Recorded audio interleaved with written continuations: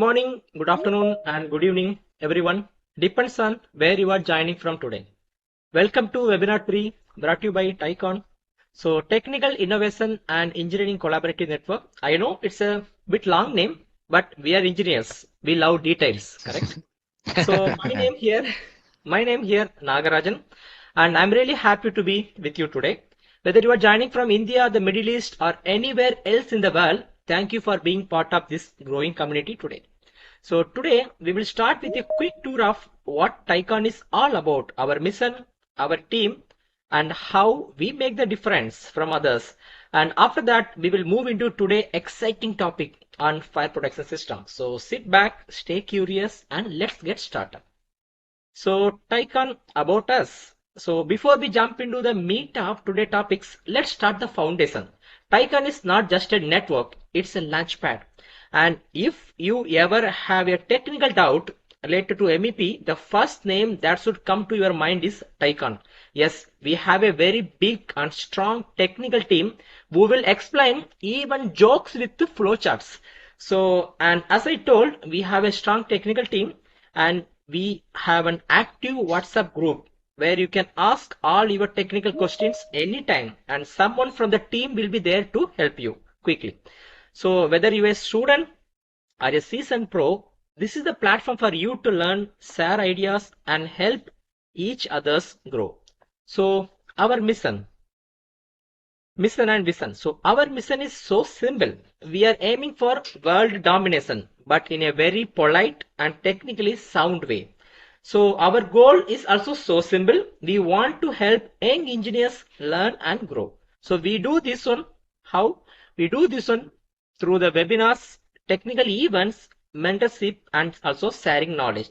We also connect students, professionals, and experts from different countries so they can work together and support each others. So these are the committee members. Now let's talk about the heart of TIECONN, the people who started this movement. This amazing group of professionals came together with one goal, that is to create a strong platform where engineers from around the world can connect, learn and grow. Executives.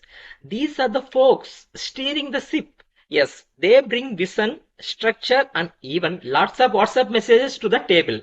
Without them, we will just be a bunch of engineers with good ideas but bad meeting schedules. So these are the country chairs.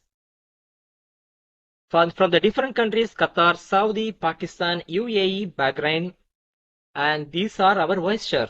So you know that, think how important is fire command center in the building. So these people are our global command centers for the TIECONN. And here is the important people. I want to say that technical advisory and our awards team. So here is the quality control and awards squared for the TIECONN. They ensure our contents top notch and that your innovation doesn't go unnoticed. So our youth and student division. So these people are the future Elon Musk and Mary Curies. So even ArcStasis. So these people are the unsung heroes of TIECONN. These folks make sure that every webinars, event and workshops runs smoother, and a big hats up to our team. And the media and communication team. So they are the voice and even the vibe of TIECONN online. If you saw a cool post or the promo, make sure that it comes from our internal team. So effective fire protection comparing Inergen and FM-200 system. So now the main act. Yes, the fire protection is not just about safety. It's about science and design. And nobody breaks it down like our guest today. So now come to the speaker. Our speaker is not just a leader, he is an expert in fire protection system with more than 40 years of experience. Even my age is not 40 years and he has 40 years of experience in the fire protection system. You could say he is a fire safety master. We are really honored to have him with us today to share his deep knowledge. I will now hand it over to the legend himself. Let's light up the knowledge, not the sprinklers. Let's move into the webinar. So yes, you can start. Thank you very much for that very nice introduction. And first of all, I think your organization and Fire Eater, we can do a lot of good things together. We are very specialized in one discipline within this area of fire extinguishing and fire safety. But in that niche, we have a lot of knowledge in the company. And what I can do today is to make a let's say we have 1 hour, so I can make a flyover to give you the headlines, and hopefully you will be, maybe all of you, that's a little bit ambitious, but some of you will be so curious, so you want to dig more into anything ranging from human physiology into fire chemistry, organic chemistry, something like that, and then we would be very happy to explore this together with you. But we cannot do everything in 1 hour, so I will go straight into the presentation, and then we can dig into things that will attract curiosity later on, if that should be. So I suggest that I will share my screen and run the presentation. I think that generally everybody else than myself is muted. For practical reasons, if there are any questions that need to be, or best are addressed as the presentation goes, please give an indication, and then somebody else will prompt me and say that there is a question.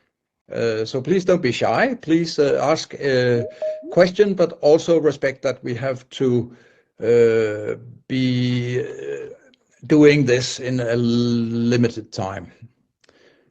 So I will start the sharing of the screen.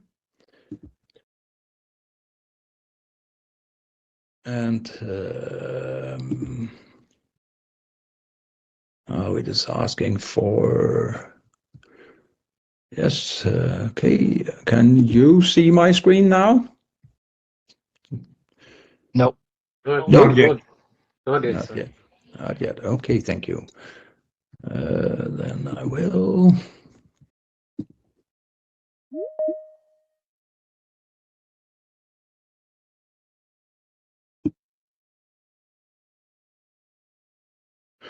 It is asking for permission to do it. It is having an issue, my PC, with the recording.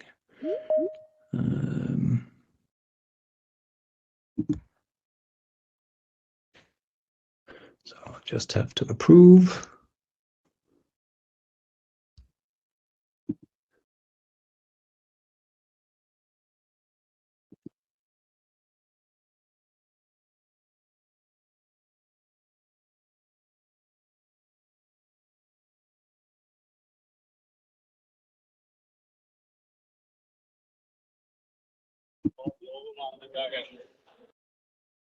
So are you able to see it now?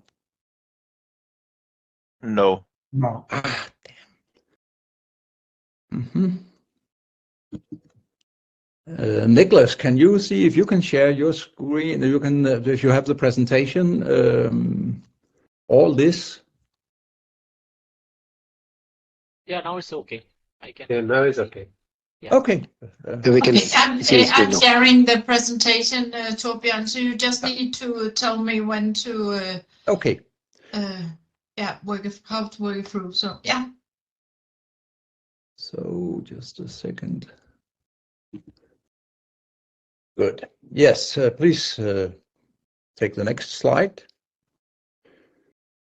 We have been through the title. So a little bit about me. Yes, you already said it. I have more than 40 years of service for Fire Eater. I would say that I have more than 40 years of receiving salary from Fire Eater, but I have much more than that in experience. So I am a board member of Fire Eater today. I have been in the senior management for many years.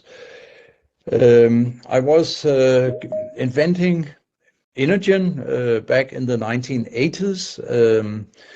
It's an inert gas that can not only extinguish fire in a relatively short time, but it is actually able to do it in a way that is quite unique. My education is the latest one I completed was I'm a certified fire chief from the Copenhagen Fire Academy, so I have also a background from general fire services and firefighting and fire building codes and legislation and all that part. But I have, throughout my career, I've been focusing since the 80s on Inergen and for Fire Eater to always develop Inergen technically and also commercially. Next slide, please. The agenda of today is we will take a little look at Fire Eater, and of course we will look into Inergen, how it works. We will take a look at the advantages that we achieve by using Inergen, and I can say that the keywords for this is system flexibility and it is so natural that we know that it will be sustainable forever. But I also need to mention that it is, and then maybe you will now think I'm telling something wrong, but I can go into detail and explain later that it is the most efficient fire extinguishing system that we have at hand, and it is also the safest fire extinguishing systems. So of all fire extinguishing systems. We will take a look at the differences between Inergen and FM-200 and a little bit of the pros and cons of the two systems and try to understand where they position with its benefits and defaults. Then there will be a small summary, and then during the summary we can also take a Q&A session. Next slide, please.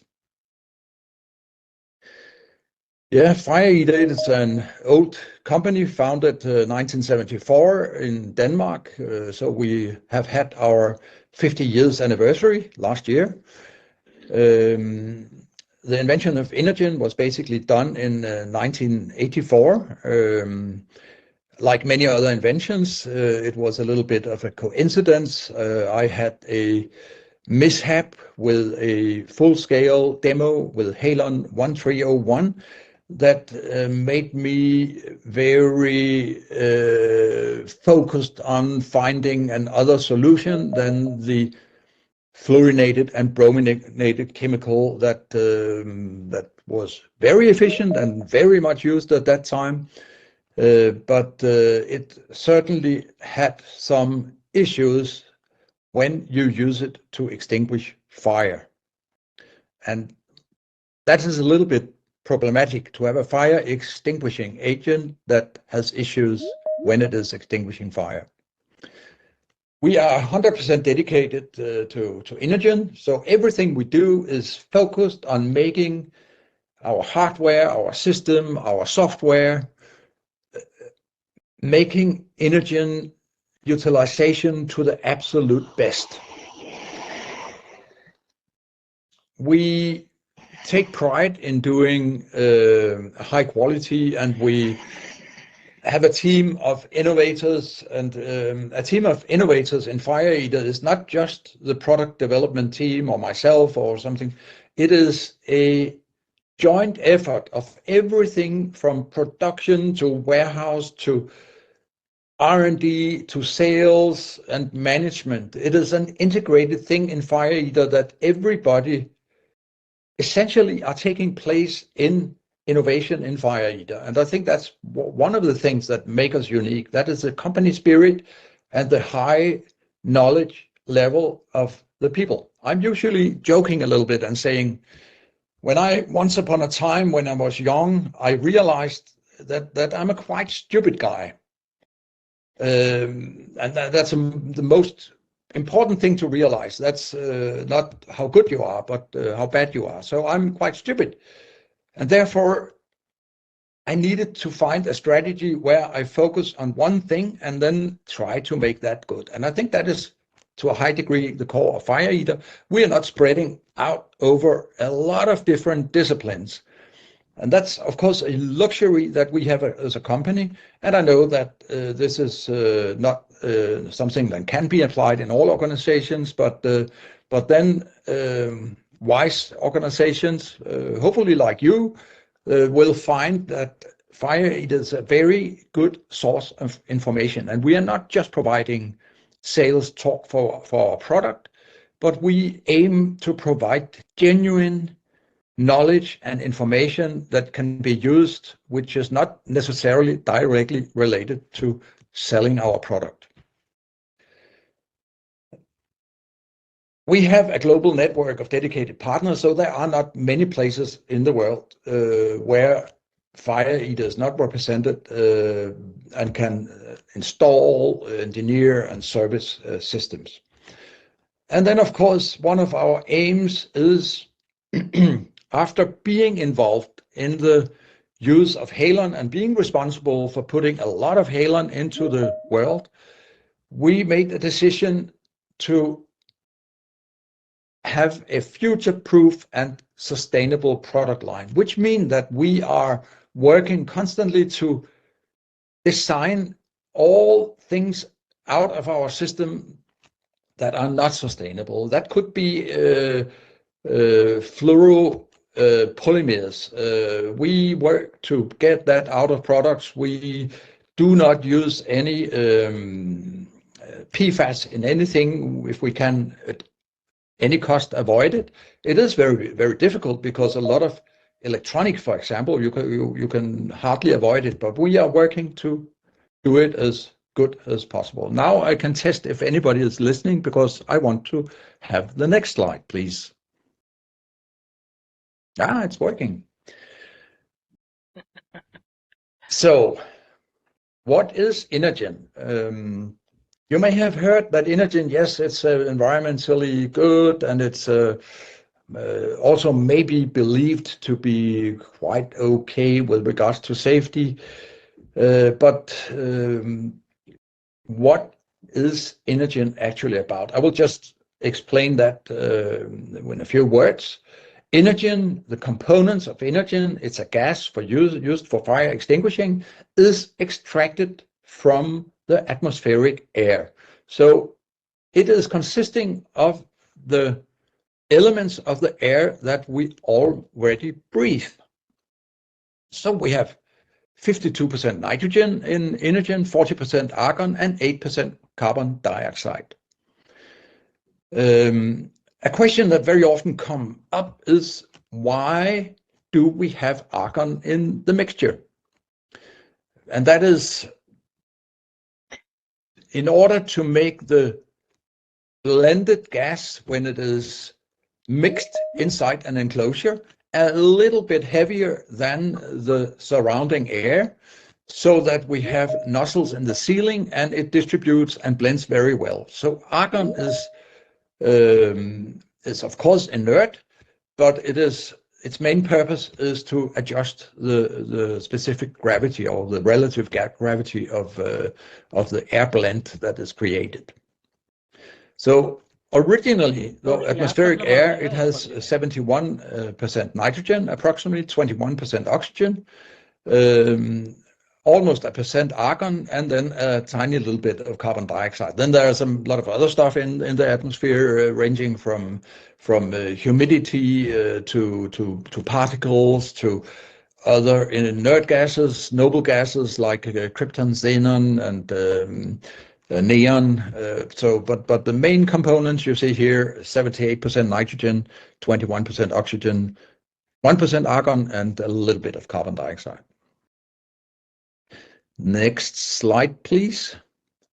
The function of the Inergen system is, I think I can say, simple and well known. It is belonging to the group of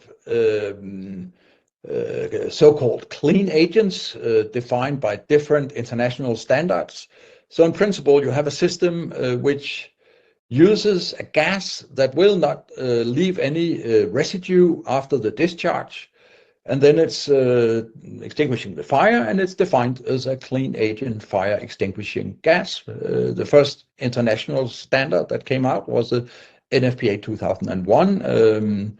And then today we also have ISO and EN standards and quite a few others, but the mother standard is NFPA 2001. And most of the standards, they contain more or less the same elements, but there are differences. Next slide, please. So Inergen is very simple. I can almost say it's primitive because it works directly inside what we call the fire triangle.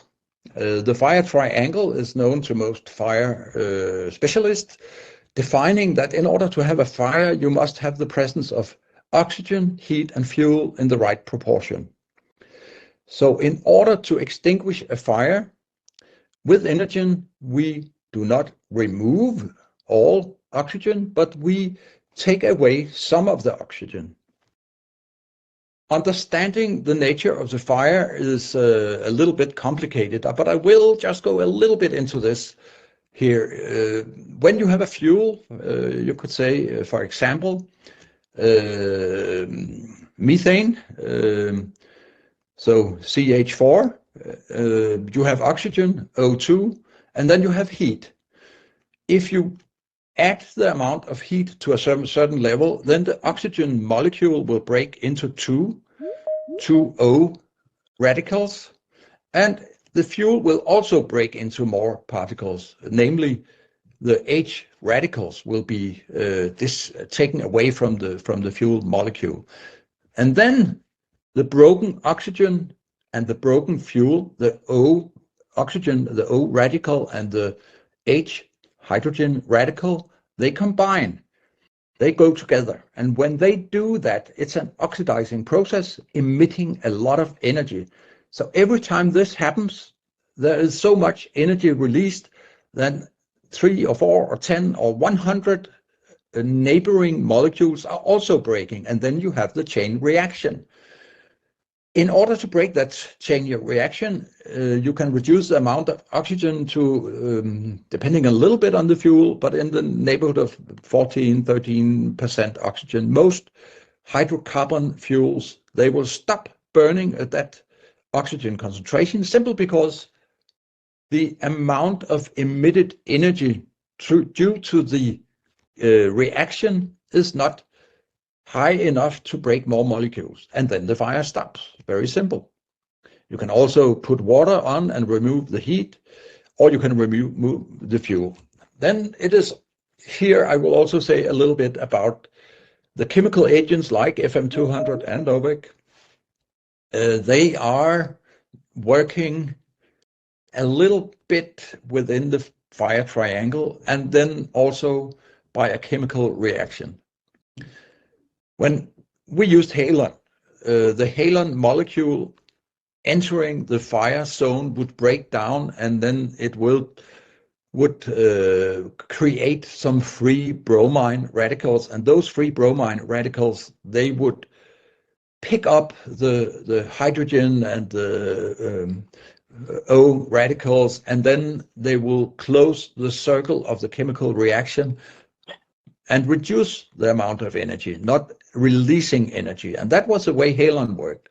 The new chemicals, they are working a little bit by turbulence, which has a physical effect of moving heat. And then it is also working by the heat absorption by the molecules of the fire extinguishing agent breaking due to the heat of the fire. And that breaking of the molecule takes away some heat from the fire. But in order to extinguish the fire, when you have a fire which is more than about 500 watts, which is similar to a 2 by 2 centimeter heptane fire, very small one, when you cannot blow that out anymore physically, then you must produce hydrogen fluoride to close the reaction of the fire. So, and that is one of the issues and the problems. But again, back to Inergen, it is reducing the amount of oxygen which is in the room to a level where the fire will no longer be supported. Typically, we design the systems from about 10% to 12.7% oxygen. It is done by our IMT software, Inergen management tool. We also make this tool available to consultants, which can be very useful because then consultants can use it to, first of all, make a preliminary system design that they want to integrate, but they can also use it to check contractors' installations to see that as built and the calculation actually matches correctly. So this is an offering we have in Fire Eater. Next slide, please. We say that Inergen is a reliable and sustainable fire extinguishing, which makes within 40 seconds. The 40 seconds is an arbitrary number. It's not a fixed number because we have the standards, the international standards, and they allow for discharge times. Please remark discharge times of 60 seconds for liquid fires or 120 seconds for slow developing solid fires, Class A fires. This is the maximum time allowed by the standard. And then it is not like we have to use 120 seconds or 60 seconds. If you have an application where the speed of extinguishment is very important, then it is possible to make a design. It's not possible, it's very easy to make a design where we can extinguish more or less, of course there's a lower limit, but more or less as you would like it. And if this, we have to compare this with the chemicals, the chemical clean agents. They need to discharge the gas in 10 seconds. And this is very often compared 10 seconds with chemicals, 120 seconds with Inergen. So Inergen is very inefficient, but that is not correct. 120 seconds again is the discharge time, and the extinguishing time for such a system is typically 40 seconds.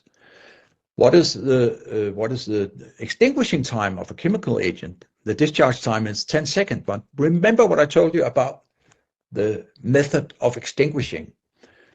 When the fire has exceeded about 500 watts, you can no longer blow it out just by the turbulence and a little bit of physical temperature absorption. Then you need to produce an amount of hydrogen fluoride from the breakdown of the chemical to act also in the extinguishing. And therefore the standard is completely equal for Inergen and for inert gases and for chemical gases, that they have basically to, in the system testing, to be able to extinguish within the same time. So therefore they are comparable. The extinguishing time is plus minus the same, but we can, with Inergen, if needed, do it faster by design. So therefore, I hope you will forget everything you have heard about Inergen being slow and inefficient and chemicals being very fast and 10 seconds discharge and so on. Misunderstood that it should be extinguishing, but it is not. You can make a test with a candle with the chemicals that will blow it out in a few seconds, but you can do the same with Inergen. You can also blow out a candle with Inergen just as you can with your mouth.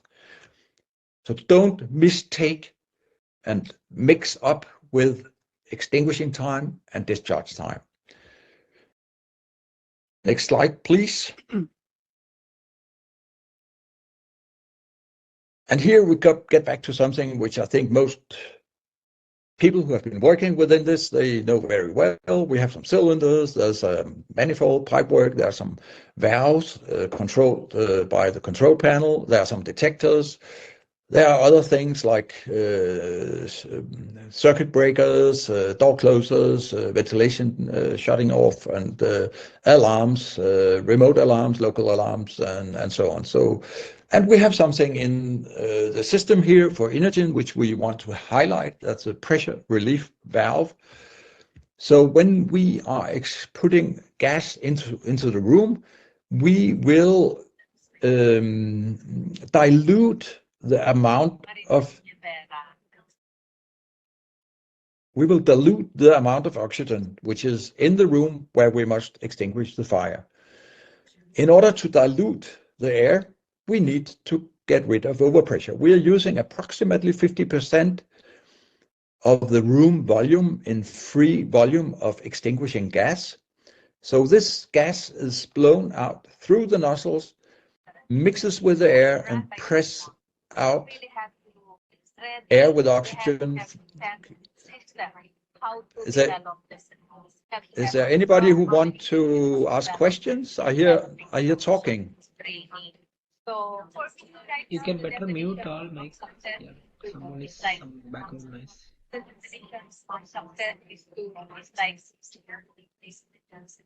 Okay, please tell me if you cannot hear because of the noise, what I'm saying. So we are diluting the gas.